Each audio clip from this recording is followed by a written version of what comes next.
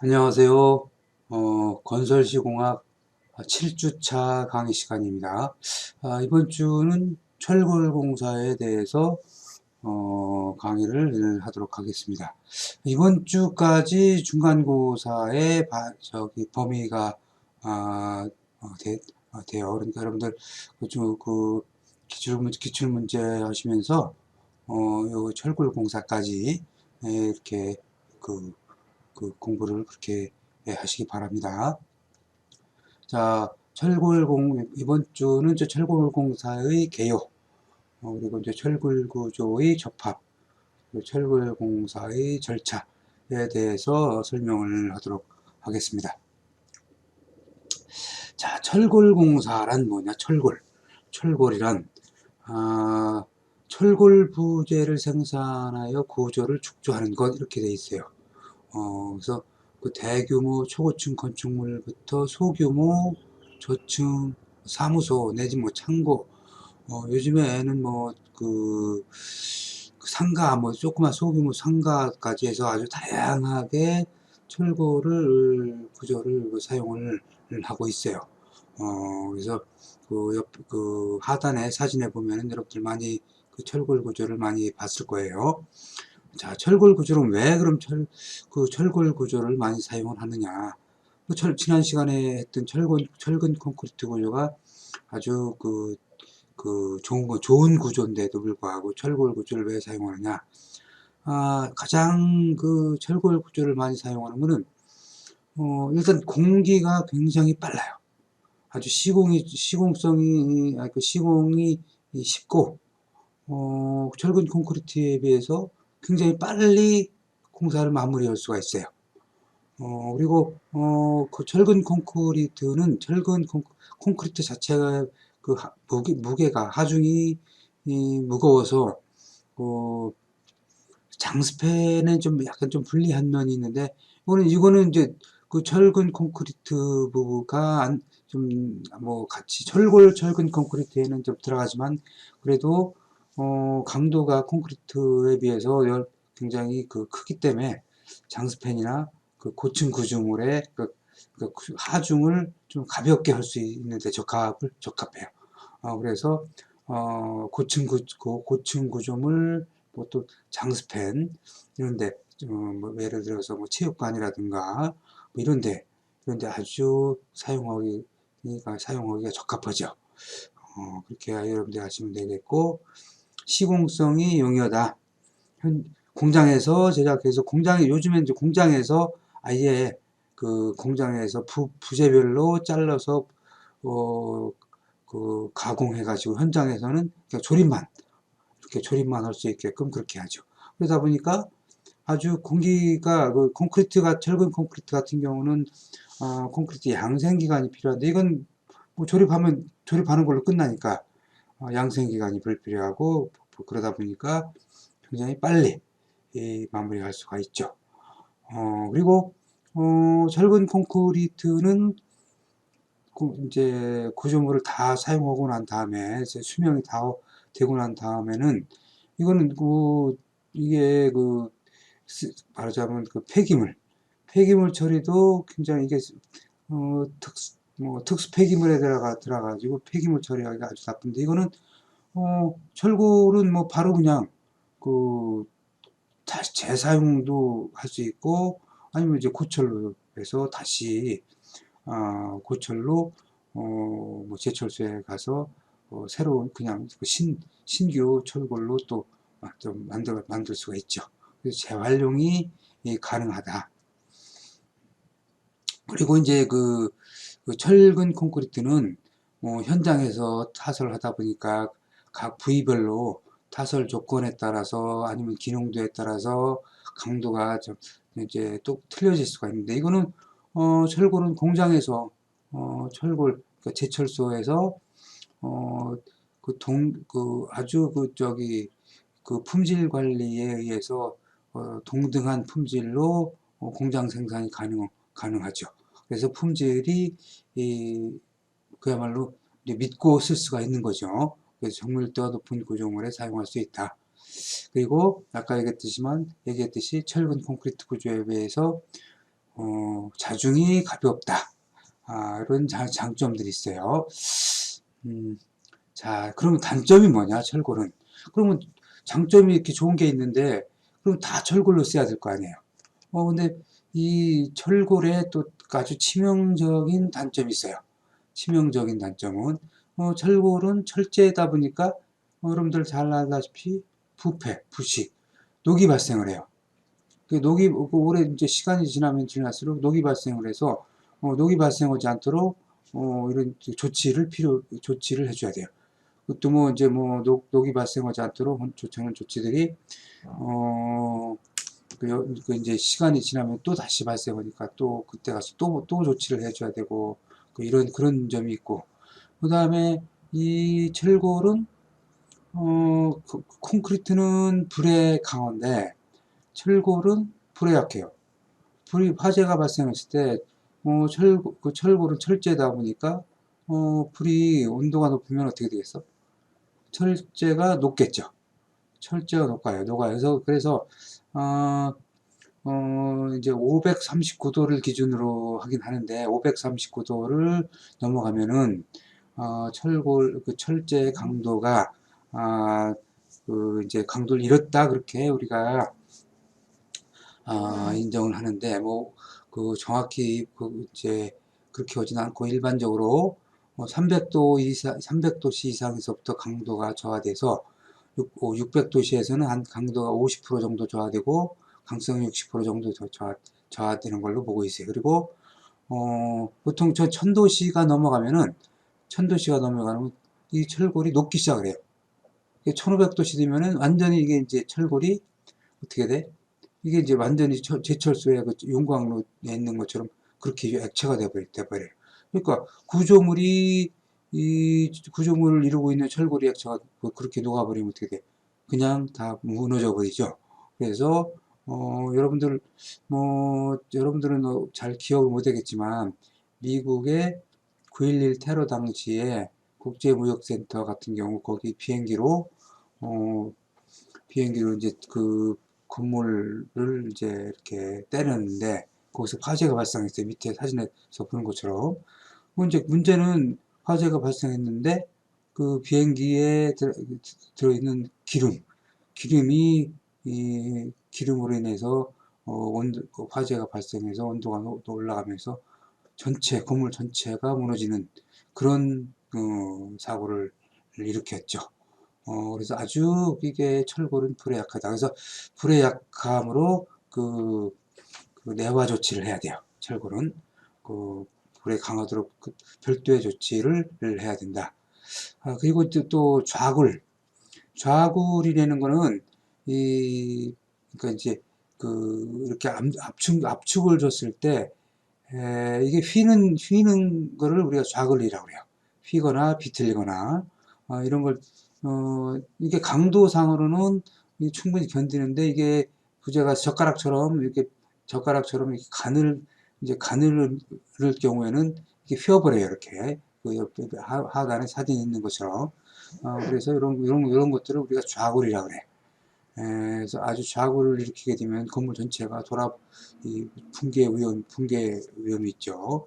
그래서 좌굴은 압축력을 받을 때만 발생하며 한계 압축력에 도달했을 때 횡방향으로 변형을 일으키며 불안정한 상태를 띠는 것을 좌굴이라고 한다. 그래서 이건 기둥들이 보통 이제 좌굴을 일으키는 것들이 이제 기둥이 좌굴을 일으키죠.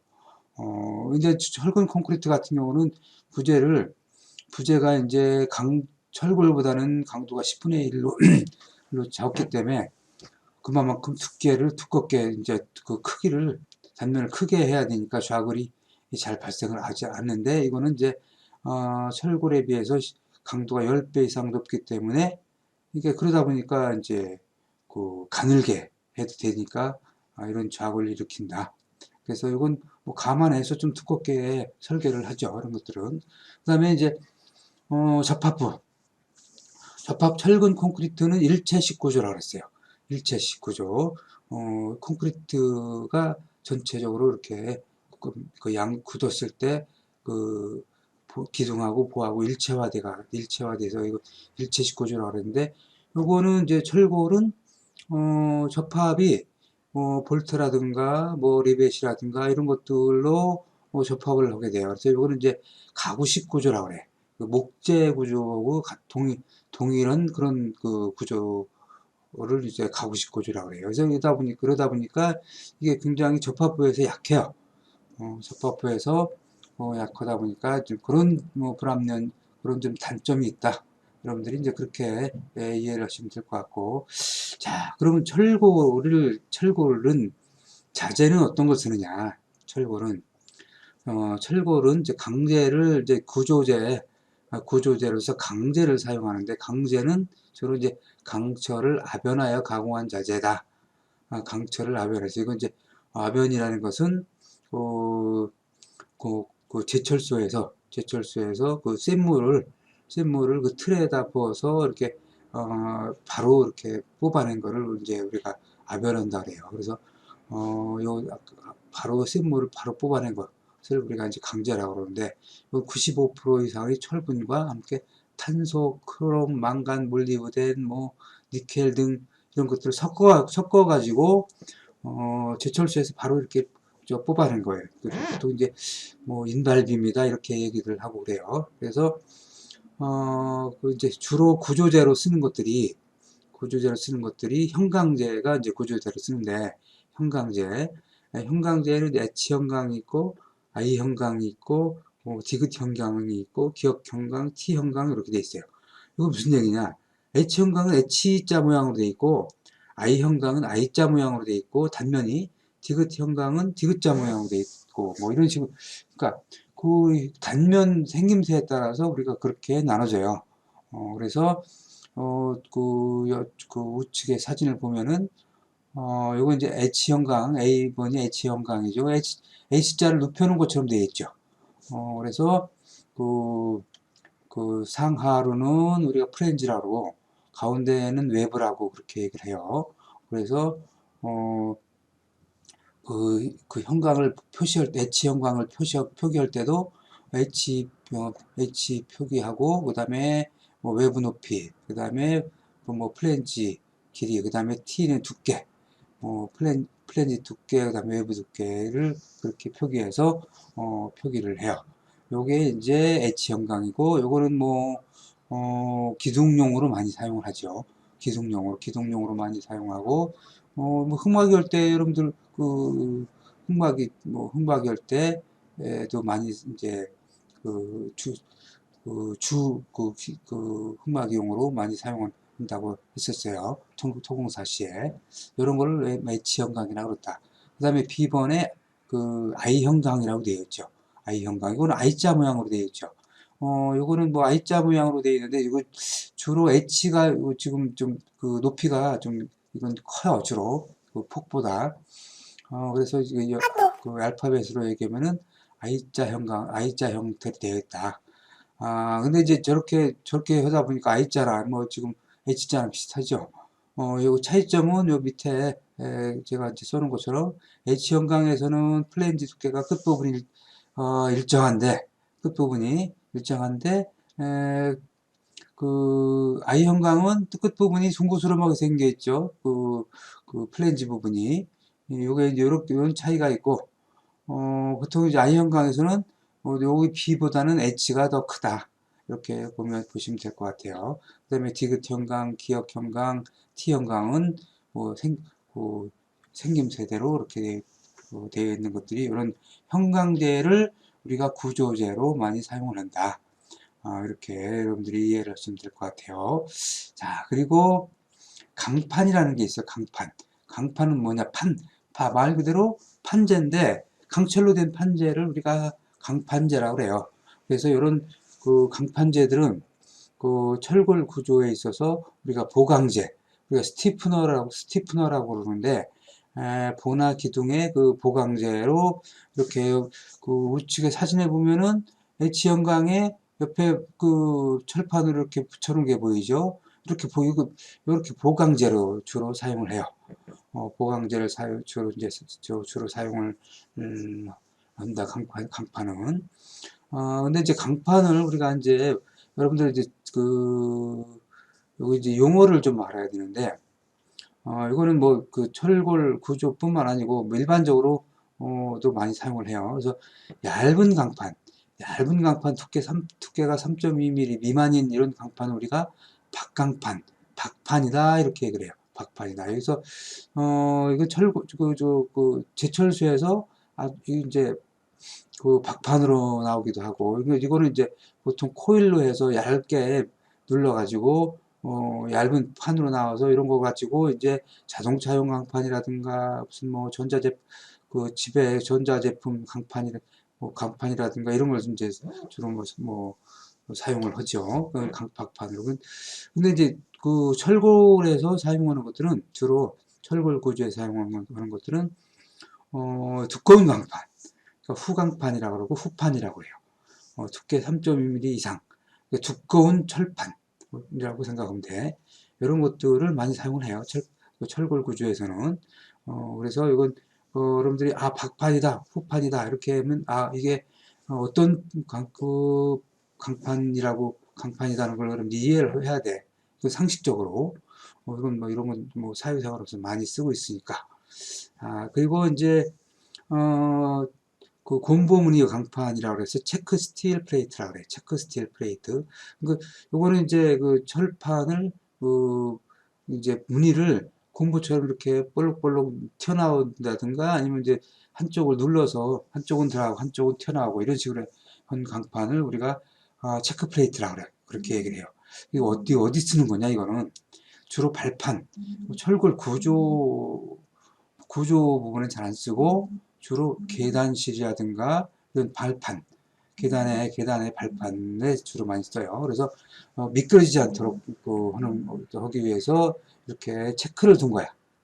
그래서 이것도 뭐 어차피 계단에 쓰긴 쓰니까 이것도 철골 구조에 들어간다고 봐야 되겠죠.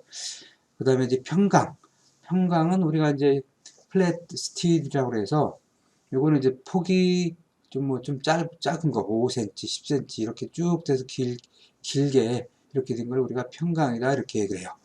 평강이다 이렇게. 이것도 뭐 철골 구조에 좀 많이 사용을 하죠. 이런 이제 강판이 있고, 그 다음에 철골 구조로 쓰는 게 이제 원형관이 있어요. 원형관이 있는데, 이건 원형으로 되어 있는 것도 있고, 뭐 사각으로 되어 있는 것도 있고, 뭐 그래요. 그래서 주로 이제 그 봉강, 우리가 환봉이라고 하는 거에 있는데, 이거는 철근처럼 생겼는데, 철근에서 리브, 톡 튀어나온 부분들 있죠? 리브 이런 것들이 없는 그냥 매끈한 봉강으로 되어 있는 걸 우리가, 봉강 또는 환봉이라고 얘기해요. 환봉이라고. 이거는 이제 주로 가세 용도라든가 뭐 이런 것들을 많이 사용을 하죠. 그 다음에 이제 각강은 이제 그 사각으로 되어 있는 각이 져 있는 관을 이제 각이 져 있는 그런 강제를 각강이라고, 사각이라든가 뭐 육각이라든가 이런 것들을 각강이라고 그러고, 강관, 이건 뭐 관관은 여러분들 관관은 철로 된 동그랗게 된 관을 우리가 강관이라고 그러죠. 하부에 그 구철골 구조를 하부 사진에 나와 있는 이런 것들이 이제 강관으로 만들어진 것들이죠. 그다음에 이제 각철관은 이거 원형이 아니고 이건 뭐 사각이라든가 육각이라든가 이런 그런 관으로 되어 있는 사각관, 이런 것들을 각철관이라 그래요.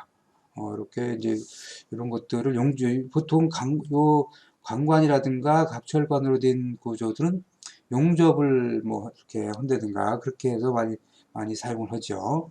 자, 이런 것들이 이제 철골의 자재로 사용된다. 여러분들 이렇게 이해하시면 되고, 자, 이렇게 보면은 사진을 이렇게 보면은 요게 이제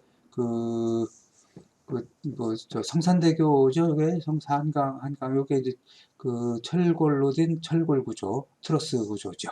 그 다음에 이제 그 우측에 보면 상단부 우측에 있는 것들은 이건 뭐 아마 일반 건물은 아닌 것 같고, 그 기둥하고 지붕만 있는 거 보니까 거기에 합당한 그런 구조 같아요. 뭐 예를 들면은 뭐 주유소라든가 뭐 이런 거를 이제 하려고 하는 것 같고, 그 다음에 이제 하부에는 전부 건물들, 철골 구조용 건물이고, 여기 하부 중간에는 고층 건물로 된 철골로 된 고층 건물 구조죠. 그렇게 이해하면 되겠어요. 자, 그러면 철골 구조의 접합은 어떻게 하느냐? 철근 콘크리트는 기둥하고 보하고 일체로 이렇게 철근은 그 콘크리트를 넣고 굳혀서 일체화 시킨다 그랬어요. 그럼 철골 구조는 어떻게 하느냐?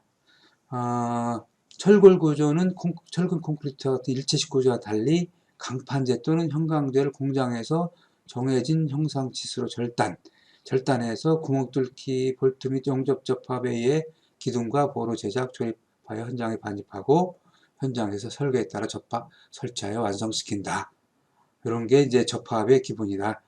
이렇게 이해를 하시면 되는데, 자, 그 얘기보다도 일단 우리가 접합 방법을 보면 알 수가 있겠죠.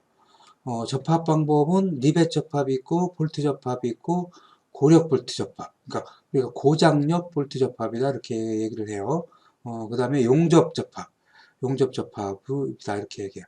리벳은 여러분들이 리벳을 이제 뒤에 보면 이제 사진이 나오니까 이제 그때 보기로 하고, 리벳은 철골이라든가 철판에 구멍을 뚫어서 리벳으로 접합을 하는 거예요. 그래서 강판, 형광 등을 리벳을 이용해서 연결한 접합 방식이고, 볼트는 여러분들 잘 알다시피 볼트 너트 구멍을 뚫어갖고 볼트 너트로 껴서 접합하는 거고, 그 다음에 고력 볼트라는 거는 고장력 볼트라고 얘기하는데, 이거는 이제 볼트 접합은 볼트의 전단력 갖고 세로된 볼트의 전단력을 이제 이용해서 접합하는 거지만, 고장력 볼트는 전단력하고 그다음에 접합하려고 하는 그 철골의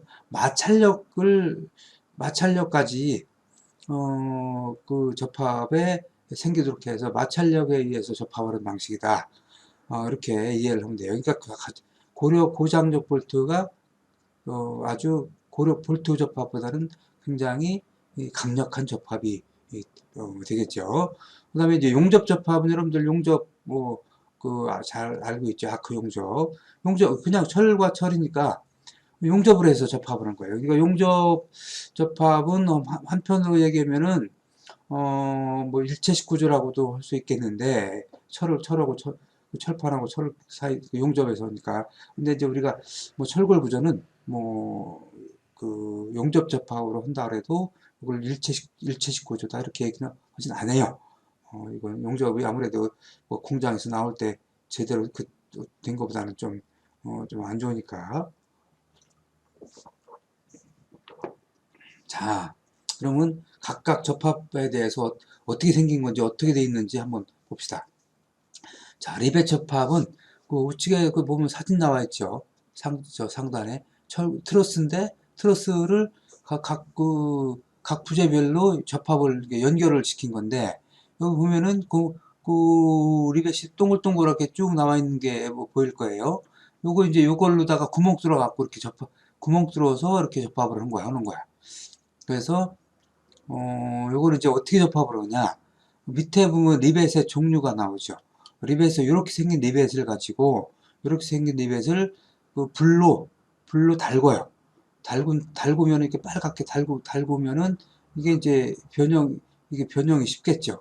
빨갛게 달군 걸 갖다가 요 구멍에다 집어넣고, 반대편 동그란 면이라면 동그란 면의 반대편을 대고 망치로다가 이걸 두드리면 빨갛게 달궈져 있으니까 이게 쉽게 뭉그러지겠죠. 그래서 여기 좌측에 하단에 있는 그런 그림처럼 요 스냅을 스냅을 두고 구멍을 뚫어서 접합하고 난 다음에 한쪽을 망치로 때려서 이렇게 동그랗게 똑같이 만들어지는 거예요. 요걸 우리가 리벳 접합이다.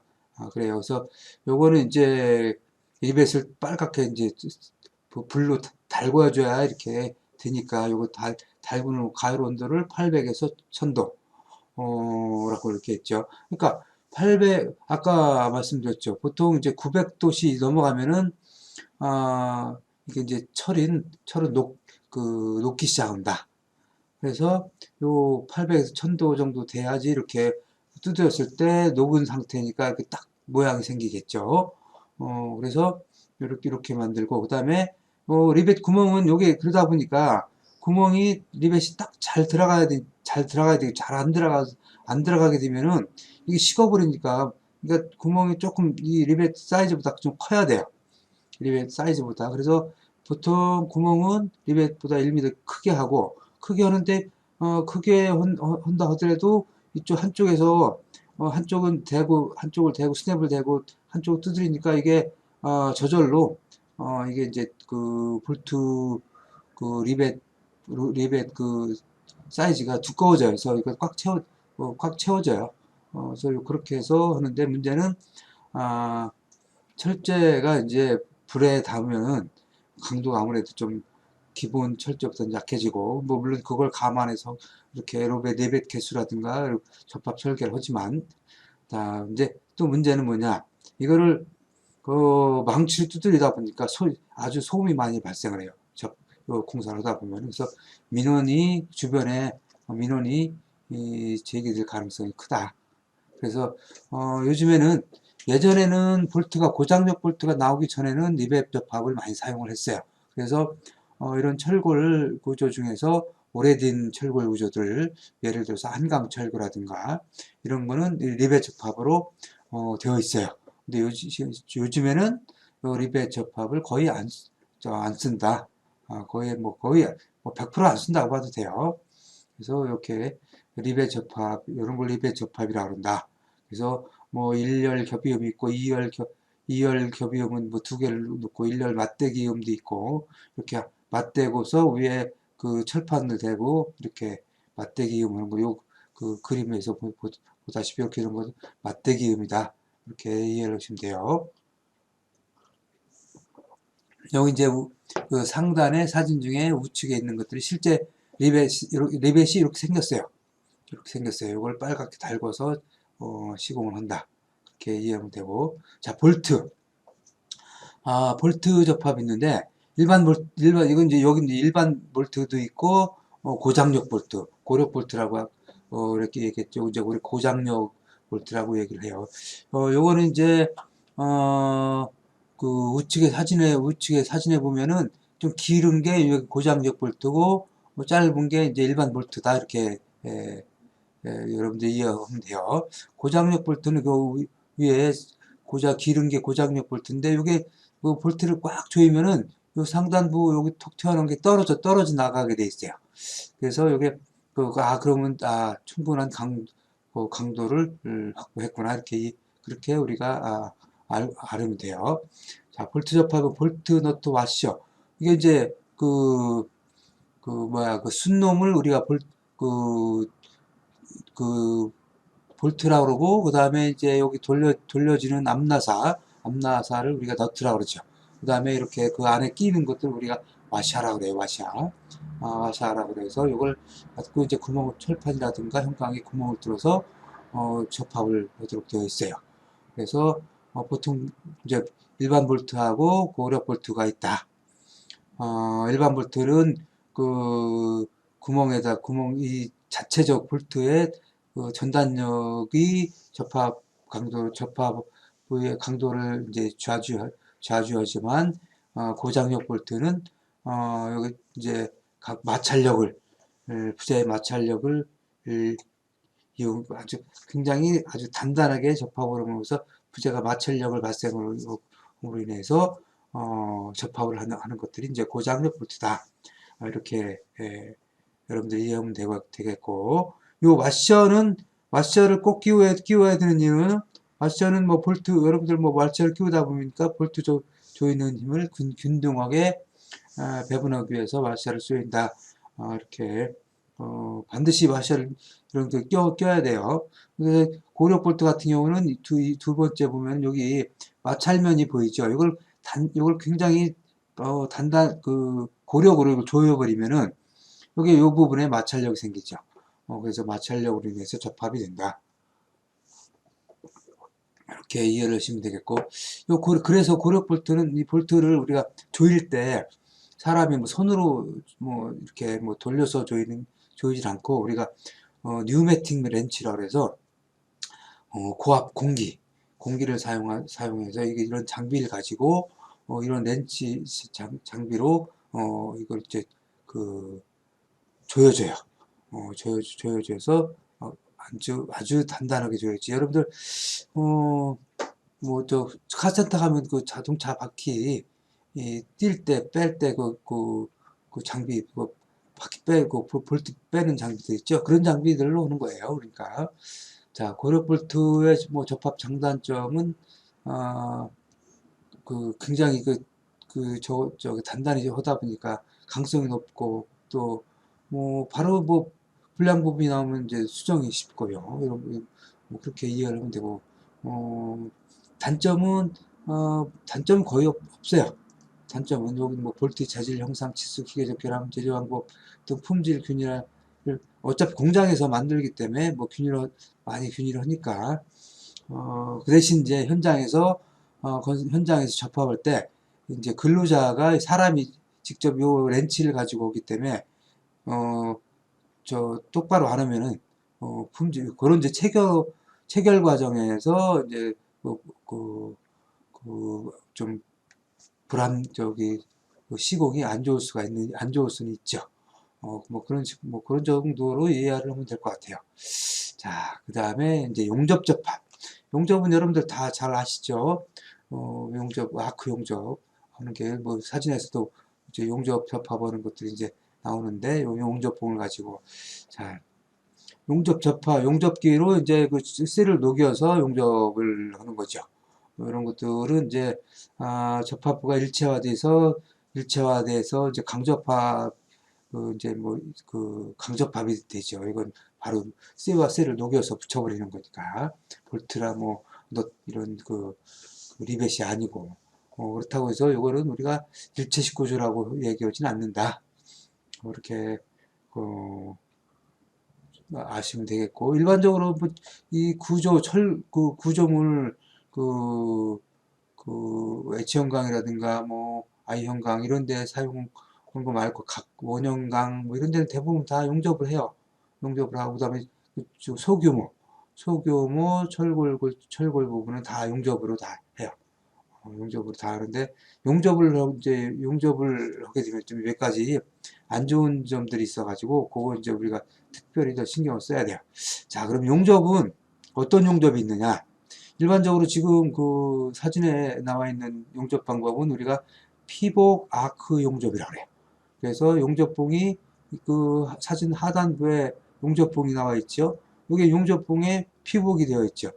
요걸 이제 요걸 가지고 전기 아크를 일으켜서 용접하는 걸 우리가 피복 아크 용접이다 그러고 그 다음에 이제 서브머지드 아크 용접, 뭐 가스 실드 아크 용접 이런 것들이 있는데 요거는 자동으로 이산화탄소라든가 뭐 이런 것들을 이용해서 자동으로 용접을 하는 것들이 돼서 부재가 큰 철골 용접을 때는 대부분 이런 서브머지드 아크 용접, 가스 실드 아크 용접을 사용을 하고 있어요. 이건 뭐 여러분들이 이제 현장에서 나중에 철골 공사하게 되면은 이제 볼 수 있을 거예요. 그 다음에 스터드 용접이라고 하는 게 있는데 스터드는 철골에 철근 콘크리트를 이제 시공하기 위해서 철골하고 철근 콘크리트하고 일체화 시키기 위해서 스터드를 접합을 시키는데 그 스터드를 접합시키는 부분 용접을 우리가 스터드 용접이다 이렇게 얘기를 해요. 뒤에 사진이 나오니까 또 설명을 해드릴게요. 자, 그 다음 용접 접합의 장단점. 그 장점이라는 거는 용접 접합이 뭐에 비해서 좋냐? 우리가 그렇게 얘기했을 때 뭐 리벳이라든가 볼트에 비해서 용접 접합이 이런 면이 좋더라. 이런 것들이 이제 용접 접합의 장점이 되겠죠. 그래서 소음 진동, 뭐 리벳이라든가 뭐 또 볼트 같은 경우는 렌치를 사용하기 때문에 진동이 발생을 하는데 소음들이 발생하고 그런 것들이 없죠. 그 다음에 리벳이라든가 볼트에 비해서 접합부의 강성이 크다. 응적 전달이 확실하죠. 크니까.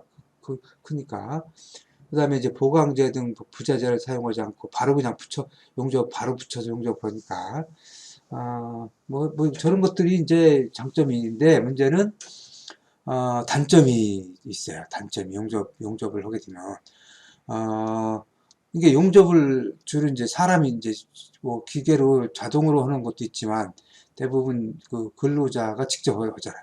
그러니까 근로자의 그 기능도에 따라서 기능이 뭐 이렇게 기능이 좀 처지는 사람이 용접하면은 품질 자체가 좀 처질 거고 안 좋을 거고 또 하나 이 용접은 그 아크 열로 용접을 하다 보니까 이게 굉장히 열이 굉장히 많이 나요. 아크 열이 보통 3000도씩 이렇게 나요. 그 아크 열이 그러다 보니까 이 그 철판이라든가 용접하게 되면 이게 이제 열을 먹어 갖고 이게 비틀어지거나 또 이렇게 그런 그 변형이 생겨버려요. 우리가 이게 용접 변형이라고 그래. 이걸 용접 변형이라고 그래. 그래서 이게 변형이 생겨버리니까 어떻게 이 철골이라든가 철판이 이게 뒤틀어져 버리니까 모양 이게 딱 정확히 맞을 수가 없죠. 이런 단점이 있어요. 아주 굉장히 크나큰 단점이죠. 이런 것들이. 그래서 그 용접 변형이 안 생기도록 최대한 그렇게 해야 돼요. 시공할 때. 자, 그리고 각종 용접의 모양인, 이렇게 보면, 요 사진에서, 그림에서 보는 것들이 이제 맞대면 맞댄 용접, 겹쳐서 용접하면 겹친 용접, 뭐 이렇게 기역자로 모서리 용접, 뭐 T자 용접, 이런 모양에 따라서 이렇게 용접 형태가 달라진다. 이렇게 여러분들이 그렇게 이해하시면 되겠고, 한 번씩 보고, 그냥 보고 이해하면 될 거예요, 이거는. 자, 그 다음에, 맞댄 용접의 용접부 모양에서, 이런 또, 이렇게 우리가 이제 명칭을 이렇게 해줘요. 이렇게 맞댔을 때, 이렇게 이 I자형이라든가, 뭐, U자형, J자형, V자형, 뭐, H자형, 뭐 이런 식으로 이제 그 형태에 따라서, 이렇게, 우리가 이렇게 구분을 하는데, 보통 I자형은 철골에서는 주로 사용을 안 해요. 왜냐하면 이제 I자형 같은 경우는 이게 안에까지 용접이 저기 잘 이루어지지 않기 때문에 잘 사용을 않고 U자형도 여기 그 파인데 여기만 이제 주로 채워지고 요 끝부분은 안 채워질 우리가 있죠. 여기 탁 맞던 부분은 뭐 J자형도 마찬가지고 그래서 주로 많이 사용하는 것들이 이제 V자형을 용접할 때 두꺼운 부재 같은 경우 구조 부재는 V자형을 많이 사용하고 그 다음에 H자형도 많이 사용을 해요. 뭐 양재자형이라든가 X자형이라든가 K자형 이런 것들을 많이 사용을 해서 충분히 이 접합부가 용접 금속으로 이렇게 완전히 채워질 수 있도록 그렇게 하고 있어요. 그래서 그래야만이 이렇게 그 접합 부위가 강하게 이렇게 되니까. 그래서 이제, 요거 이제 미리, 그러니까 요거 이제 부재에 이렇게 모양을 뭐 이렇게 좀 따서 이렇게 용접을 할 수 있도록 그렇게 하고 있어요.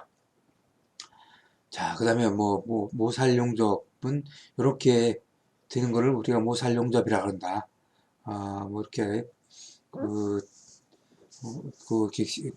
이제, 기역자로 된 90도로 된 부분을 용접하는 것들이 모살 용접이다. 한번 이건 뭐 읽어보시면 돼요. 여러분들 용어니까 한번 보시면 되겠고. 자, 우리가 이제 그 용접 결함에 대해서 또 용접이 다 이렇게 좋으면 좋은데 이 용접이 용접공의 기능도에 따라서 이런 결함이 발생을 해요.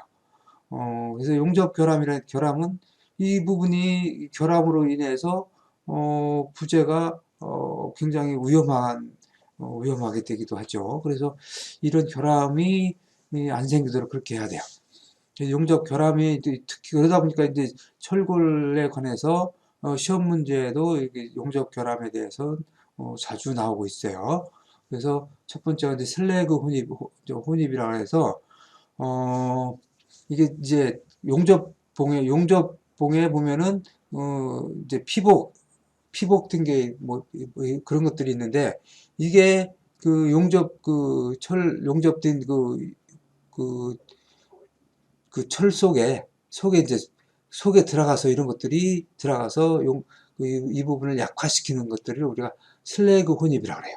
슬래그 혼입이라고 해서. 그래서 요걸 이 슬래그 혼입이 안 되기 위해서는, 그 용접 부위를 한 번에 채우면 안 되고, 한 번에 채우면 안 되고, 여러 번 나눠서 한 번 호고 난 다음에 또 슬래그가 있으면 그 그라인더로 제거하고, 또 다시 그 위로 용접사를 입히고, 이런 식으로 이제 해야 돼요. 그 다음에 이제 공기구멍이라고 해서 블로우홀. 이제 그 용접 부위 속에 우측의 그림처럼 공기구멍들이 들어가 있어서 이게 금속 철골에 꽉 채워줘야 되는데 이런 공기구멍이 들어가니까 당연히 이 부분에 이제 약화가 되겠죠. 취약하겠죠. 이런 것들을 우리가 이제 블로우홀이다. 그래서 이것도 이런 걸 없애려면은 기능도가 일단 좋아야 되겠죠. 그래서 용접봉을 선정도 잘해야 되고, 아주 기능도가, 그 용접하는 사람의 기능도가 굉장히, 그, 이제 기능도가 있어야 되겠고, 뭐 불순물들이라든가 이런 거 있으면 미리 사전에 제거를 해야 되겠죠. 그 다음에 이제 언더컷이라고 돼 있는데, 이것도, 이제 우측의 그림처럼 이렇게 한쪽 면이 폭파인 거예요. 용접 상부에 따라서 모재가도가 용착 금속이 채워지지 않고 홈으로 나는, 이렇게 완전히 채워지지 않고 홈으로 남아 있는 것들. 요걸 우리가 언더컷이라고 한다. 뭐 요런 언더컷이 발생한 부분은 당연히 강도가 약해지겠죠. 그래서 요런 걸 방지하려면은, 이게 용접을 빠르게 용접을 할 때 발생을 하고, 이 두께가 또 두꺼울수록 발생을 하니까, 여기 적절하게 용접 속도를 맞춰야 되겠고, 그 다음에 이제 용입 분량은 제대로 안 채워진 걸 우리가 용입 분량이다, 이렇게 얘기를 해요. 안 채워지다 보니까 그 그림처럼 하단 부분에 채워지지 않아 있죠. 이러다 보니까 이 부분이 굉장히 약할 수밖에 없겠죠. 그래서 이것도 천천히 지나치게 빠를 때 발생한다. 빨리 하면은 그만큼 제대로 안 채워지겠죠.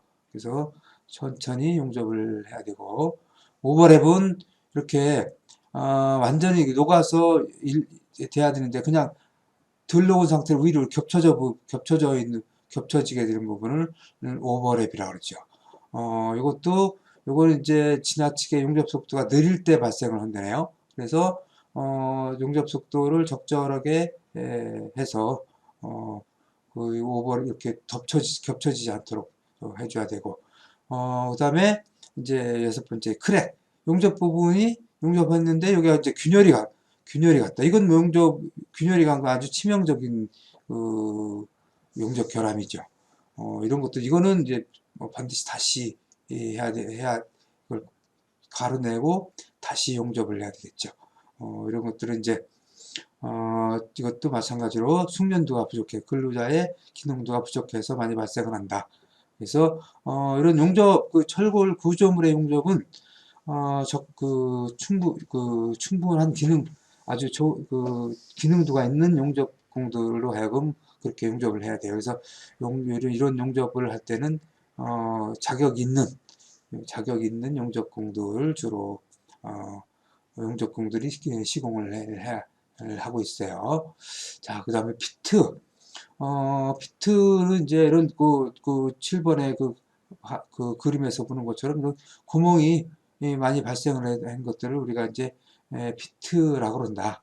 이런 것들, 이런 용접 결함들이 있다.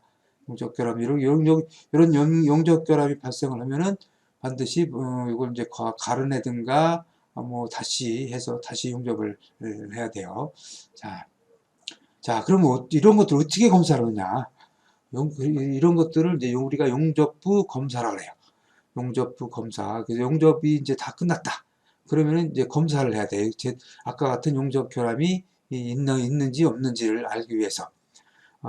그래서 용접부 검사는 눈으로 뭐 당연히 뭐 확인할 수 있으면 눈으로 확인을 해야 되겠고, 이제 뭐 그 균열이라든가 뭐 이런 뭐 블로우홀이라든가 이런 것들은 눈으로 발생이 안 되잖아요.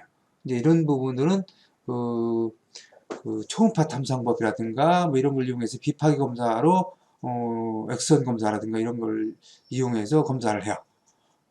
그래서 이제 불량이 되면은 그라인더로 불량 장소를 이제 불량된 부분을 이제 갈아내서 다시 용접을 하게 되죠. 여기 그 우측에 그 하단 사진에 보면 좌측에 그 용접 부분이 이제 그 요 그 점검하는 사람이 손으로 이렇게 된 부분이 보이죠. 여기가 이제 용접부야. 마찬가지 우측도 마찬가지고 여기 손으로 된 부분이 이제 용접 부분, 용접으로 접합한 부분이에요. 이렇게 지금 요거 이제 그 초음파 탐상법으로 용접 그 부분을 점검을 하고 있는 상태예요.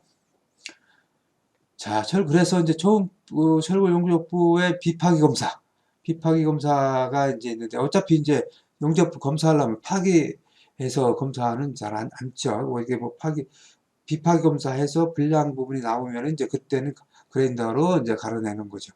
그래서 이런 그 검사에는 이제 방사선 투과 검사가 있고, 방사선과 이제 X선이죠. 그 다음에 이제 초음파 탐상 검사가 있고, 침투 탐상 검사가 있고, 자분 탐상 검사가 있어요. 방사선은 뭐 엑스레이, 우리가 그 엑스레이라고 이해를 하면 되고, 초음파는 이제 이제 초음파 탐상 기기가 있죠. 그걸 이용해서 탐상하는 거고, 그 다음에 침투 탐상 검사는 그 침투액이 있어요. 침투액을 갖다 가지고 그 용접 부위에 이렇게 칠을 하면은 균열이라든가 이런 것들이 발생하는 부분을 이제 그런 부분이 나타나요. 그래서 그 침투 탐상 검사는 이제 표면에 결함이 있을 때 주로 나타나는 거죠. 자분 탐상 검사도 마찬가지고. 자, 그래서 이제 뭐 주로 이제 그 내부까지 검사하기 위해서는 방사선이라든가 초음파 탐상 검사를 하고 있어요. 그래서 검사 방법 결정 시 고려사항 어떤 걸 고려할 거냐. 검사 대상물의 재질, 특성, 모양, 크기, 용도를 고려를 해야 되고, 실시 목적과 왜 우리가 검사를 하는지, 검사 방법의 특성을 알아야 되겠죠. 자, 그리고 실시 시기와 예상되는 결함의 종류와 특성을 우리가 고려를 해야 되겠다. 이렇게 이해를 하면 되겠고, 방사선 투과는 X선을 이용한다 그랬죠. 여러분들 그 병원에 가면 그 엑스레이 찍죠. 그거랑 똑같아요. 똑같다고 보면 돼. 근데 이제 방사선이 인체 유해하기 때문에 잘 다뤄야 돼요. 이런 것들은. 그 다음에 이제 초음파는 이제, 초음파를 가지고, 그 반사파를 이 피 검사체 일면에 입사시킨다. 이렇게 뭐 컴퓨터로 해서 초음파 탐상을 주로 해요. 그래서, 이걸 이제 그 대부분 검사 길이 두께가 커도 가능하고, 그 다음에 비용이 싸고 단시간에 한다. 그 다음에 무엇보다도 엑스레이처럼 사람의 인체에 위험을 미치지 않는다. 이렇게, 그래서 초음파 탐상법이 좋고, 그 다음에 이제 단점으로서는, 모양이 작든가 복잡한 것은 검사 곤란하고, 그 다음에 이제 기록성이 없고, 검사관의 기량의 판단에 의존한다. 이렇게 그런 것도 있어요. 그 다음에 침투 탐상법은 아까 말씀드렸죠. 검사액을 도포해서 한다. 가장 간단해요. 이건 한번 칠을 하면은 넓은 면적에 우리가 검사할 수 있죠. 주로 표면 결함에만 우리가 사용한다. 이렇게 이해하면 되겠고.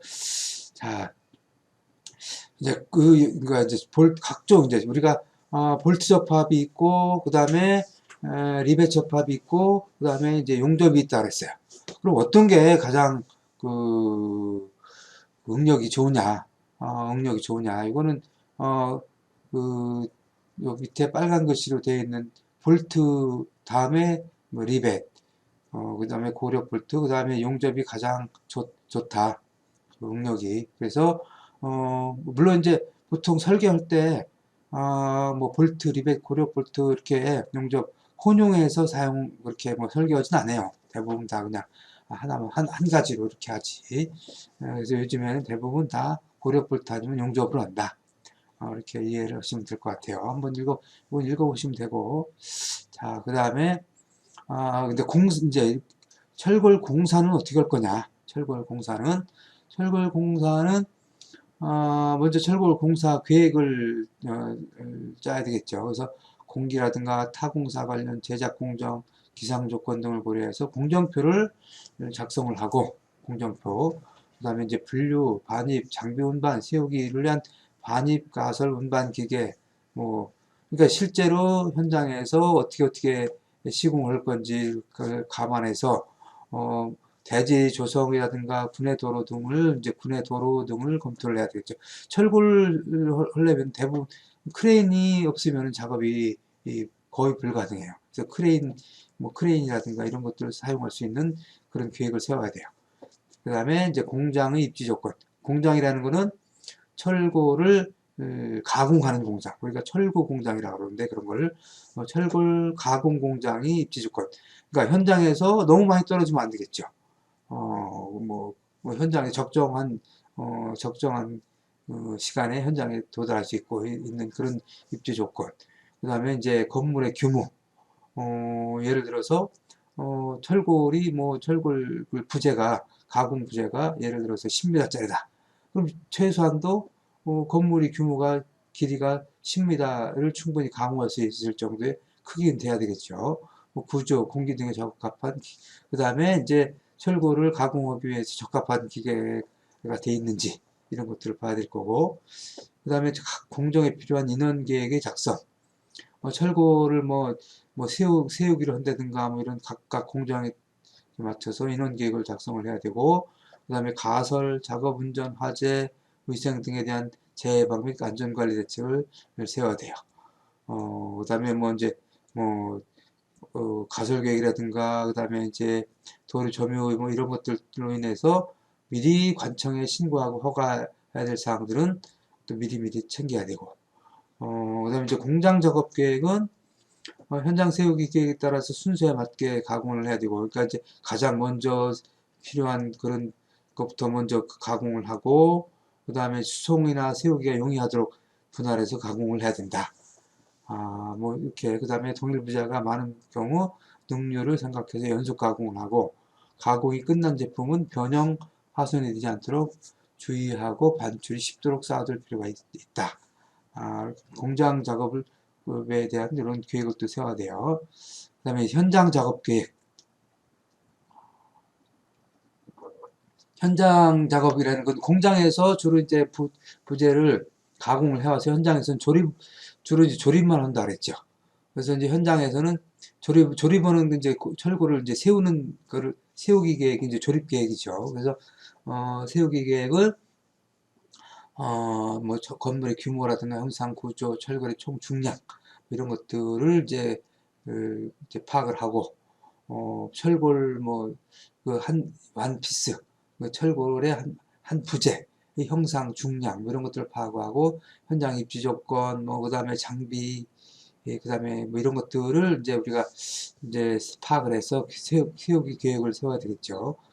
그래서 계략 공정을 파악하고 그 다음에 철골 이해 작업 종료 및 재료 조사를 이제 또 해야 되겠고, 그 다음에 이제 시공 관계 사항들을 이제 파악을 해야 되겠죠. 재료의 특성, 경제성이라든가 이런 것들을 비교하고, 한번 읽어보시면 돼요. 설계 도서, 장비, 그 다음에 조립 방법 결정, 야적장, 지하 구조물, 그 다음에 기후 관계, 그 다음에 안전 관리 이런 것들에 대해서 우리가 파악하고 계획을 세워야 되겠죠. 그 다음에 반입도로, 자재를 현장에 반입하는 반입 계획이라든가 도로, 그 다음에 차량은 어떤 걸로 올 건지 이런 것들을 이제 계획을 세워야 돼요. 그것도 한번 읽어보시면 되고, 그 다음에 현장 가설 계획, 비계라든가 그 다음에 이런 사무실이라든가 이런 것들 가설 계획을 또 이렇게 세워야 되겠죠. 그 다음에 현장 철골 그다음에 현장 조립은 어떻게 할 건지. 먼저 철골 현장 조립은 보통 이런 순서로 하고 있어요. 먼저 현장 세우기를 준비를 하고, 그 다음에 기초에다가 앵커볼트를 묻어요. 뭐 앵커볼트 묻는 방법에는 고정 매입 방법이 있고 나중 매입 방법이 있어요. 고정 매입 방법이라는 거는 아예 처음부터 앵커볼트를 콘크리트 속에 매입을 고정으로 해서 매입해 갖고 콘크리트를 타설 해서 이제 거기에 이제 기둥을 접합하는 방법. 근데 이제 문제는 요 고정 매입 방법은 여기 조금이라도 이제 볼트가 앵커 볼트가 틀어지면은 이게 이제 구멍이 제대로 맞질 않아요. 그래서 뭐 나중에 이제 뭐 구멍을 새로 뚫어야 되고 해서 그런 불합리한 점이 있어요. 그래서 주로 이제 나중 매입 공법을 사용을 하고 있어요. 나중 매입 공법은 앵커볼트에 콘크리트를 나중에 부어서 구멍에 딱 맞춰놓고 난 다음에 나중에 이제 콘크리트로 고정을 시키는 그런 공법을 나중 매입 공법이다 이렇게 얘기를 해요. 그 다음에 기초 및 상부 고름질. 기초 및 상부 고름질은 이제 전면 바름 마무리법이 있고 나중 채워넣기가 있고 이것도 마찬가지로 전면 싹 바르는 방법이 있고 나중에 이제 철골을 세우고 난 다음에 나중에 채우는 방법이 있어요. 그 다음에 이제 철골을 세우고 난 다음에 이제 똑바로지 않기 때문에 이제 바로 잡기를 하고 조임을 이제 이렇게 하죠. 그 볼트라든가 리벳으로 가볼트 조임도 하고 그 다음에 이제 그게 이제 끝나면은 뭐 리벳치기라든가 뭐 볼트 조임을 해서 완전히 이제 접합을 하게 되죠. 용접을 하고 이런 이런 순서대로 철골 현장 조립을 해요. 이건 여러분들이 시험에 좀 나오기 때문에 이런 순서들은 이해를 좀 해야 돼요. 자, 그 다음에 이제 철골 공장 제작을 하게 되는데, 공장 제작은 주로 뭐 이제 이런 순서로 해요. 먼저 이제 공사 계열 업체 선정을 해야 되겠죠. 그 다음에 이제 설계 도면을 검토를 해서, 그 다음에 샵 드로잉이라는 거는, 이제 샵 드로잉을 작성을 해서 승인을 받는데, 샵 드로잉이라는 거는 실제 시공 도면을 우리가 샵 드로잉이라 그래. 샵 드로잉. 용접 기준도, 상세도, 뭐 이런 것들을 이제 샵 드로잉이라고 한다. 그 다음에 그걸 이제 그 감독이라든가 뭐 이런 사람들한테 승인을 받고, 그 다음에 커팅 플랜. 커팅 플랜은, 이 현착 어디를 자를 건지, H빔이라든가 I빔 이런 것들을 어디를 자를 건지를 이제 계획을 세워야 돼요. 그 다음에 그러고 난 다음에 1차 가공. 뭐 자를 건 자르고 구멍 뚫을 건 구멍 뚫고 그 다음에 이제 2차 가공 일부 이제 그 현장에서 마킹하고 조립하고 용접해서 현장으로 보낼 준비까지 다 맞추는 게 2차 가공이고 이제 제대로 다 됐는지를 이제 검사하는 것들이 이제 품질 검사죠. 그 다음에 이제 농막이 보통 이제 그 공장에서 농막이 칠도 하고, 그 일부 이제 공장에서 도장까지 해서 현장에서 접합부 도장만 하는 걸로 그렇게 끝내죠. 그래서 이제 현장으로 포장해서 출하를 해요. 요 단계까지가 우리가 공장 제작이라고 그런다. 이렇게 이해하면 되고, 자, 요거를 이제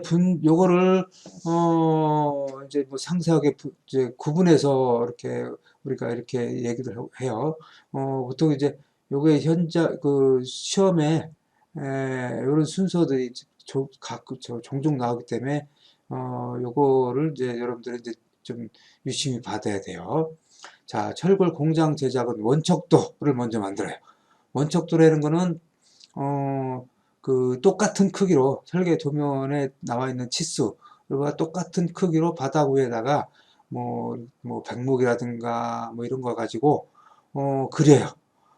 이걸 먼저 그리고 그 그린 대로 본뜨기를 해요. 본뜨기는 함석이라든가 얇은 강판 함석이라든가 뭐 아니면 뭐 종이로 하기도 하는데 주로 이제 함석으로 해요. 함석으로 이렇게 그 똑같은 설계 도면과 똑같은 크기로 본뜨기 해서 그, 그 함석을 똑같이 자르고 구멍까지 뚫어요. 이제 그걸 가지고 이제 하는데, 이제 그걸 가지고 이제 철골에 왜 이제 철골에 그거 똑같이 이제 절단을 해야 되는데, 미리 철골 절단하기 전에 철 구조물 절단하기 전에 이게 철골이 공장에서 나올 때 약간 이제 틀어져서 나올 경우가 있기 때문에 이건 이제 변형이 된 것은 이제 똑바로 바로 잡기를 해야 돼요. 물론 이제 기계가 해야 되지 사람이 할 수는 없고 그래서 이제 변형이 있으면 이제 똑바로 바로 잡기 한 다음에 본뜬 걸 가지고 이제 자를 부위 그 다음에 구멍 위치를 이제 우리가 석필이라고 하는데 이걸 가지고 금긋기를 해요. 금긋기를 하고 그걸 가지고 금근 분대를 이제 절단을 하지. 절단을 하고 구멍도 뚫고 그래서 절단은 이제 보통 전단 절단, 그 다음에 톱으로 절단하는 거기도 하고, 이제 가스 절단을 하는데, 보통 이제 뭐 가스 절단으로 하죠. 철골은. 워낙 부재가 크기 때문에. 그 다음에 이제, 절단하고 가공은 이제 구멍 뚫고, 리벳이라든가 볼트 구멍, 뭐 이런 데 구멍을 뚫고, 그 다음에 이제 휘어진, 휘게끔 그렇게 되면은 이제 휘기도 하고, 구부리기도 하고, 이렇게 가공을 해요. 그 다음에 이제 가공이 끝난 다음에는 이제 가조립을 하죠. 아까 얘기했듯이 외부라든가, 또 현장에 가서 직접 조립할 수 있도록, 이런 철판이라든가 이런 걸 가지고 가조립을 해서, 그 다음에 이제, 본조립을 하고, 그 다음에 이제 조립이 끝나면은 이제 녹막이칠, 녹이 안 나도록 하기 위해서, 녹막이칠을 하고, 그 다음에 이제 녹막이칠을 한 윗부분에, 또 도장까지 해서 완전히 도장까지 해서 현장으로 출하를 하게 되죠. 그래서 현장에서는 어떻게 그러냐? 현장에서는 현장에서 조립만 해요. 그러니까 볼트라든가 용접이라든가 해서 조립만 해서 조립 부분을 이제 마무리 도장해서 끝내는 걸로 그렇게 하죠. 철골 공사가 이제 그런 형태로 해서 그런 절차로 해서 이루어지게 되죠. 자, 이제 철골 이렇게 커팅은 이제 요런 커팅 플랜 리포트에 의해서 요거 이제 공장으로 철골이 들어오면은 커팅 플랜 리포트에 따라서 이제 자르는 거야, 이렇게. 그 다음에 이제 이렇게 구멍을 뚫어서 이렇게 이제 드릴로 이제 볼트 위치 이렇게 구멍을 뚫죠. 이렇게 구멍을 뚫고 또 용접 부위 같은 경우는 용접해야 될 부위 같은 경우는 이렇게 면을 또 갈아내기도 하고 이렇게 해요. 그래서 여기 하단에 우측에 사진에 보면은 부재가 이렇게 V자로 이렇게 경사지게 커팅이 되어 있죠. 이거 용접하기 위해서 이렇게 경사지게 되어 있는 거야. V 커팅이. 그 다음에 이제 소부재, 이런 철판, 우리가 이제 외부라고 하는, 내부라고 하는 건데, 이렇게, 이런 것들을 이제 이렇게 용접으로 접합을 하고, 해서, 이렇게 상부에 보면은, 요게 이제 요 상태가 공장에서 다 된 상태예요. 요 상태로 해서, 현장으로 가는 거야. 현장으로 가서, 기둥대로 이렇게 접합에서 올라가고, 이제 이렇게, H빔이 이렇게 돼 있는 부분은 요거를 이제 보가 이제 접합이 되는 부분이 보 연결 부위죠. 이렇게 돼 있고, 여기 우측에 사진을 보면 이것도 H 형광, 기둥용 H 형광이, 이것도 이제 경사지게 이렇게 가공이 되어 있죠. 이것도 이제 요게 접합해서 용접을 하려고 이렇게 V 커팅을 해놓은 거야. 밑에 하단부에 지금 하단부에 나와 있는 부분이 지금 용접하는 사진이에요. 용접. 요게 이제 서브머지드 아크 용접이라고 해서 이렇게 자동으로 기계가 용접을 하는 거예요. 그래서 우측에 보면은, 하단부 우측에 보면 모살 용접을 한 게 이렇게 쭉 보이죠. 이게 이제 그 용접원 부분이야. 자, 그 다음에 이제 그 다 끝나면은, 아까 얘기했듯이 용접 검사를 하죠. 초음파라든가 엑스선이라든가 이런 걸 가지고 용접 검사를 하고, 그 다음에 이제 제대로 도면대로 치수가 제대로 나와 있는지 그 완성 검사를 하고 해서 이제 도장을 하는데, 도장하기 전에 기존에 이제 녹슬은 부분이 있으면 이제 우리가 샌드 블래스트라 그래갖고 모래를 굉장히 고압으로 해서 이런 그 표면에 있는 그 녹이라든가 그다음에 그 그 그 이제 그 찌꺼기들 철 찌꺼기들을 벗겨내고 난 다음에 하부에 보면은 빨갛게 이렇게 도장이 되어 있죠. 이게 빨갛게 도장이 되어 있는 게 이게 이제 농막이 칠을 한 거야. 녹이 틀지 말라고 도장을 한 거예요. 근데 이제 여기 보면은 접합 부위 끝부분 보면 여기 도장을 안 했죠. 요건 이제 그 고장력 볼트 접합을 하기 위해서 고장력 볼트 접합은 마찰력이 주 접합력이라고 그랬죠. 그래서 거기 그 부분까지 농막이 칠을 하게 되면은 마찰력이 감소가 되기 때문에 저 부분은 농막 칠을 안 해요. 그러고 난 다음에 다 접합을 하고 난 다음에 이제 그 표면에 농막 칠을 해요. 근데 이제 여기 그 상부의 우측에 보면은 모래 대신 사용될 쇼트볼 이렇게 되어 있죠. 이제 요즘엔 모래가 이제 그 샌드 블래스트 헐도 모래가 이제 보통 강모래를 많이 쓰는데 이게 뭐 흔치 않다 보니까 이런 거 우리가 이제 이런 환경보호 차원에서 요 쇼트블로 대체하는 추세다 이렇게 보면 되고 그렇게 이제 칠까지 다 끝나면은 이렇게 이제 트레일러에다가 빔을 이제 이 골조를 이제 H빔이라든가 이런 공장에서 다 가공이 된 걸 가지고 이제 출하를 하게 되죠. 현장으로 가서 조립만 하게 돼요. 이렇게 이제 이제 그 현장으로 가서 접합을 한다 이렇게 보시면 되고 철골 뭐 이제 이건 이제 이렇게 된 게 철구 공장이에요. 지금 철구 공장에 철골을 이제 이렇게 나열을 해 놓은 거야. 지게차로 이렇게 이제 필요한 대로 이렇게 이제 움직이고 있죠. 이제 그 철구 공장에서 이렇게 가공을 하고 있어요.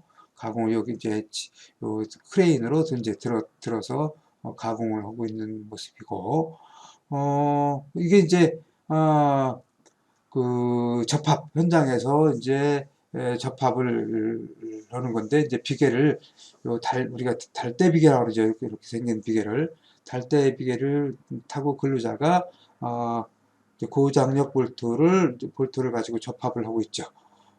여기 이제 요게 이제 달대 비계이고 그다음에 우측에 나와 있는 것들이 이제 작업대. 주로 이제 뭐 그 작업대를 높은 부위가 아닌 부분은 이런 작업대를 사용을 하고 있죠. 이렇게 작업을 한다. 그다음에 이제 요거는 이제 현장 시공. 아까 간단하게 소개를 했는데 먼저 이제 그 현장 시공을 하게 되면은 앵커 볼트를 매립을 한다 그랬어요. 앵커 볼트. 요게 이제 그 사진, 상부의 좌측에 있는 사진이 요게 앵커 볼트예요. 상부 우측에 그 그림이 나와 있죠. 도면 그림이 앵커 볼트를 설치한 그 앵커 볼트 그림이 나와 있어요. 여기 하부에 철근에다가 요 앵커를 이제 고정을 시켜서 이렇게 볼트 부분을 이렇게 튀어나오게 한 다음에 철판을 딱 대서 그 다음에 이제 콘크리트를 하부 이렇게 뭐 이제 콘크리트를 타설하고 난 다음에 이렇게 이제 기둥이 그 하단 사진에 보면은 기둥이 이렇게 딱 앵커 볼트가 접합이 되어 있는 상태가 나오죠. 이렇게 이제 딱 접합이 볼트 너트까지 고정을 하고 나면은 그 다음에 마무리를 이렇게 그 몰탈로 마무리를 짓게 되죠. 이제 이렇게 하는 게 이제 철골 앵커볼트 매립이다. 이렇게 이해하면 되겠고, 자, 이렇게 앵커볼트를 이렇게 매립을 이제 철근 콘크리트 타설하기 전에 미리 앵커볼트를 이렇게 쭉 매립을 한 상태예요. 한 번씩 이렇게 읽어보면 되겠고, 왜 상부는 이제 딱 철골이 이렇게 고정이 되어 있는 상태예요. 하부. 칠까지 다 되어 있지. 자, 그 다음에 이제 현재 그 현장에 자재를 반입해서, 이 순서대로, 기둥 설치하고, 그 다음에 걷어, 빔 설치하고, 그 다음에 볼트라든가 용접으로 접합을 하고, 그 다음에 이제 데크 플레이트를 설치하고, 그 다음에 철근 배근하고, 콘크리트 타설을 하고, 내화포 피복을 하게 되어 있어요. 철골 시공이. 지나가면서 또 봅시다. 현장에 이렇게 철골이 들어왔어요. 철골이 들어와서, 기둥, 기둥 철근을 이렇게 사진에서 보는 바와 같이, 크레인으로 이렇게 들어서 기둥을 이렇게 조립을 해요. 조립을 하는데, 보면은 이렇게 떠 있죠. 밑둥, 철근, 기초 부위하고, 기둥 부위하고 이렇게 떠 있죠. 요게 이제 나중에, 요게 이제 정확히 하기 위해서 나중 채워 넣기를 하는 방법이에요. 여기, 이 떠 있는 요 틈새에다가 나중에 몰타를 다 채워내요. 평창 시멘트로 해서 다 채워 넣어서 이제 그런 걸 나중 채워 넣기 방법이다. 아까 설명을 했어요. 그 다음에 이제 하단부의 우측에 있는 그 용접, 기둥과 기둥 접합. 이제 요런 요 부위를 이제 용접을 하기 위해서 이렇게 띄우는 거예요. 이렇게 딱 맞춰놓고 요 부분을 용접을 하는 거야. 자, 그래서 이제 기둥을 지금 설치하는 모습을, 크레인으로 설치하는 모습을 이제 보여주고 있고, 크레인으로 이렇게 오면은, 이렇게, 딱 정확히 세우기를 하고, 그 다음에 이제, 볼트로, 이제, 일반 볼트를 이용해서 가조립을 해요. 가조립을 하고 난 다음에, 똑바로 이제 세워지는 이제 보고 난 다음에, 이제, 이렇게 경사 잡기를 하고, 가조립을 하고 난 다음에, 그 다음에 이제 분조립을 해요. 분조립을 하고 난 다음에 이제, 기둥을 세웠으니까 이제 보호하고, 빔을 설치해야 되겠죠. 그래서, 크레인으로 이렇게 보호하고 빔을 이제 들어서, 근로자들이 이제 하나하나 이렇게 엮어 나가는 거예요. 엮어 나가는 거예요. 이렇게. 그래서, 이제 블레싱이라고 그러는데 여기 하단에 그림에 보면은 이제, 기둥이라든가, 이런 것들이 이제 경사지지 않도록 잡아주고 있죠. 이렇게. 자, 그 다음에 이제 보호하고, 빔을 이렇게 철골 기둥 사이에 그 사진 하단부에 좌측에 보호를 설치하는 모습이 보이죠. 근로자들 두 분이 이제 올라가서 접합을 해서 하는 것들이고, 그 다음에 이쪽도 마찬가지고, 우측에 있는 사진도 보호를 이제 접합하기 위해서 현장에 갖다 놓은 사진들이에요. 이제 보호를 이제 지금 당김줄을 이용해서 위치에다 이제 딱 해서 여기 보면은 근로자가 이 철골 위에 올라가서 이 철골을 가지고 이제 접합을 하는 거죠.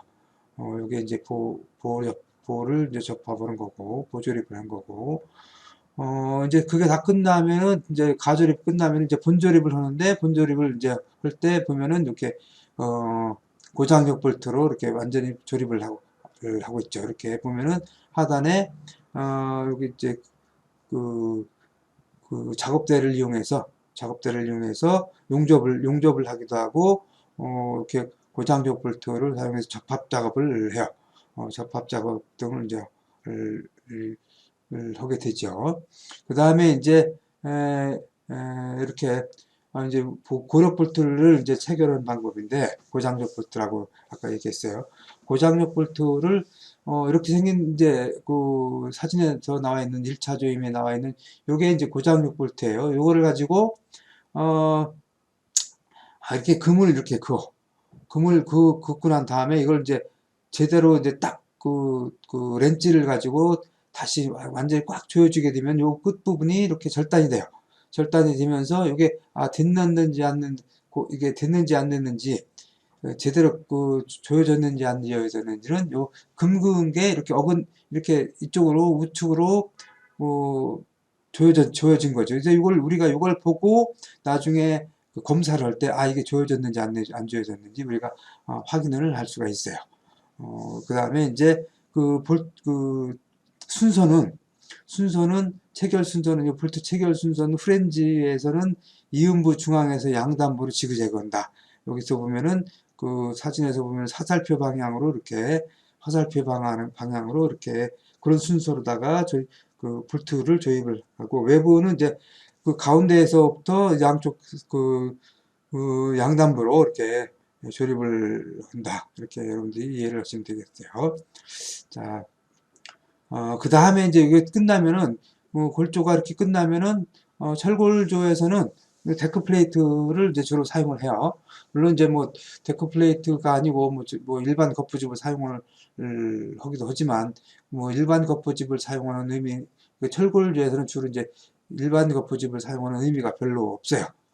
그래서 이제 이런 데크 플레이트는 요 사진에서 보는 바와 같이, 여기 이제 데크 플레이트가 위로 올라가는 건데, 이제 그 좌측에 상단부에 있는 사진은, 요렇게 공장에서, 철판을 가지고 위에, 철근이 공장에서 백은된 상태의 이제 데크 플레이트를 가지고 이제 올린 다음에, 요 사진에서 보는 바와 같이 철골과 철골 사이에 요 이제 슬라브에다가 요거를 전부 용접을 해서 붙여요. 용접을 해서 붙이니까 요거는 그 밑에 통발이가 필요가 없어요. 데크 플레이트는. 그 대신 이제 요쪽 그 철근을 여기 이제 그 철골 양쪽에 데크 플레이트를 설치를 했으니까 이쪽 그 좌측하고 우측 부분 요 사진에서 우측 하단의 사진에서 그 빔을 중심으로 해서 좌측하고 우측 부분에 그걸 연결하는 철근을 배근을 해요. 철근을 배근하고 철근 콘크리트하고 빔 부분하고 일체화시키기 위해서 아까 스터드 용접이라는 걸 내가 잠깐 얘기를 했을 거예요. 스터드를 전부 다 용접을 시켜요. 스터드를 용접을 시켜서 콘크리트 속에 묻히도록. 그래서 이 슬라브하고 빔 철골하고 일체화가 되도록 그렇게 하기 위해서 스터드라는 것을 용접을 시켜요. 그래서 우측 하단의 사진에 보면 맨 위에 상단에 보면 이렇게 볼록볼록 나온 게 있어요. 요게 스터드야. 요게 스터드야. 이거는 우리가 이제 스터드라고 그렇게 얘기를 해요. 그래서 이제, 뭐, 철근, 배근이 마무리되고, 그 다음에 뭐 전선 과정이라든가 슬리브들 이런 거 설치하고 난 다음에, 이제 여기에 이제 이제 콘크리트를 타설을 하게 되죠. 콘크리트를 타설하게 되면은, 이제 슬라브까지 이제 다 이루어지게 돼요. 이제, 그게 이제 끝나고 난 다음에는, 철골은 불에 약하다 그랬죠. 불에 약하다 그랬어요. 이제 불에 약하다고 그랬는 이제 화재가 발생했을 때 철골은 불에 약해서 600도씨가 넘어가면 3분의 2가 강도의 3분의 1을 잃는다 그랬어요. 그래서 우리가 이제 그 내화 피복이라는 거를 하게 돼요. 내화 피복. 불에 잘 견딜 수 있도록. 이걸 내화 피복은 어떻게 하느냐? 내화 구조의 성능 기준이라 해서 그 우측에 그 표가 있죠. 이게 법규에 나와 있는 거야. 건축법에 나와 있어서 각종 시설별로 1시간 동안 견뎌줘라. 2시간 동안 견뎌줘라. 뭐 30분 동안 견뎌줘라. 뭐 이렇게 기준이 되어 있어요. 그래서 뭐 예를 들어서 이제 그 벽체 같은 경우 내력벽 뭐 12층에 50m 초과되는 경우는 3시간, 3이라고 돼 있죠. 3시간 동안 견뎌라 이거야. 3시간 동안. 여기 요 비내벽은 1시간으로 되어 있고, 그러니까 이제, 화재가 발생했을, 하고, 발생해 온 이후로 3시간 동안, 이게 구조가 견뎌줄 수 있게 해라. 그래서 그래 3시간 내와 2시간 내와 1시간 내와 이렇게 얘기를 해줘요. 그 3시간 내와 하려면 그만큼 화재가 발생하고 난 다음에 그 철골로 전달되는 그 열이 최대한 막아줘야 되겠죠. 그만큼 두껍게 피복을 해줘야 되고, 그래서 요 기준에 따라서, 요 법규에 따라서, 여기에 맞춰서 우리가 내화 피복을 해줘야 돼요. 그래서 내화 피복은, 습식공법이 있고, 건식공법이 있다. 건식공법이 있는데, 습식공법이라는 것은 말 그대로 물을 사용하는 공법이고, 그리고 이제 건식공법은 물을 사용하지 않는 공법이에요. 그래서 요 습식공법에는 타설공법이라고 해서, 요거는 이제 콘크리트를, 그, 철골 부재에 씌워서, 타설하는 공법을, 어, 타설공법이라고 그러고, 우리가 이제 타설공법은 주로 이제 철근 콘크리트 구조다 이렇게 얘기를 해요. 철골에다가 철근 콘크리트까지 겸해서 하는 걸 주로 이제 기둥에 많이 사용을 하고 있고, 이제 그래서 기둥은 대부분 요 타설공법을 사용을 하고 있어요. 그다음에 뿜칠은 내화 저기 내화 재료 유리면이 아니고 이제 앞면이라든가 이런 것들을 갖고 철골 부재에다가 뿜칠을 해서 붙여서 화재에 직접 노출되지 않도록 하는 것들을 뿜칠 공법이다 이렇게 배우고 있고, 이것도 많이 대부분 그 고층 건물의 보라든가 이런 데는 다 뿜칠 공법을 사용을 하고 있어요. 기둥은 주로 이제 타설 공법을 사용하고 있고, 그다음 미장 공법이 있는데, 미장 공법은 철골 부재에다가 라스라고 이제 메탈라스라는 게 있는데, 메탈라스를 부착을 하고 거기다 이제 몰타로 입혀서 이제 하는 것들이 이제 미장공법이긴 한데, 특별한 부분 아니면 잘 안 쓰죠. 조적공법은 이것도 이제 철골 부위를 벽돌을 싸가지고 감싸는 거죠. 이것도 많이 사용을 하는데, 기둥 부위라든가 이런 데 사용을 하고, 그 다음에 건식공법은 성형판 붙임공법이라고 해서 석고보드라든가 이런 것들이 그 불에 강한 그런 판재를 이걸 이제 기둥이라든가 보에다가 이렇게 덮어 씌우는 거를 우리가 성형판 붙이는 공법이다 이렇게 얘기를 해요. 건식공법이다 이렇게 얘기를 해요. 자, 그 다음에 이제 습식공법은 콘크리트를 타설하는 거라고 그랬죠. 이렇게 이제 옆에 사진에 보면은 기둥이 있고, 기둥에다가 거푸집을 설치를 해서 콘크리트를 넣는 여기다 타설하는 것들이에요. 아주 제일 좋은 방법이긴 하죠. 근데 이제 공기도 많이 걸리고, 그런 것들 좀 그렇긴 하지만, 이게 이제 제일 안전한 방법이에요. 한번 장점, 단점 한번 읽어보시길 바라고, 꿈칠공법은 이렇게 사진에서 보시다시피 이제 앞면을 이렇게 고압으로 이렇게 뿜칠해서 철골에 이렇게 붙게끔 만들어서 보통 두께를 5cm 두께 이런 식으로 다 이렇게 두께를 입히는 것들이죠. 이거 주로 이제 이걸 많이 사용을 하고 있어요. 보에는. 이것도 장점, 단점은 한번 읽어보시기 바라고, 그 다음에 미장공법은 그 메탈라스라고 그림에서 보면은 메탈라스를 붙여서 거기다 이제 몰타를 사용해서 불이 직접 안 닿도록 하는 것들이다. 이렇게 이해를 하면 되고, 그 다음에 건식공법은 석고보드라든가 이런 판재를 이렇게 덮는 거라고 했어요. 그래서 보면은 우측에 사진에서 보면은 그 기둥이라든가 볼을 이렇게 판재로 덮어버리죠. 이게 이제 불에 강한 그런 그 판재들을 사용해서 화재가 발생해도 이게 불이 직접적으로 철골에 안 닿도록 하는 공법들이에요. 이것도 주로 많이 사용을 하고 있어요. 요 위에 내장 공사 하기도 쉽고, 그래서 이것도 한번 그 장단점 한번 보길 바라고. 자, 이렇게 해서 이번 시간 철골 공사에 대해서 알아봤어요. 철골 공사도 구조물이다 보니까 굉장히 중요한 시공이에요, 이것도. 그래서 이것도 이제 또 시험 문제도 좀 많이 나오는 편이니까, 물론 철근 콘크리트보다는 좀 덜 나오긴 하지만 많이 나오는 편이니까 좀 잘, 예, 여러분들 공부를 잘 해주시길 바랍니다.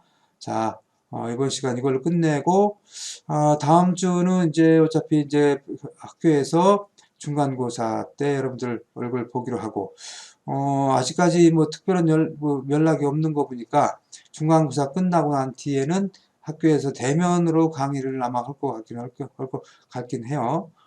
아주 뭐 좀 기대를 하고 있고, 여러분들 이제 얼굴 보고 강의를 했으면 바람입니다.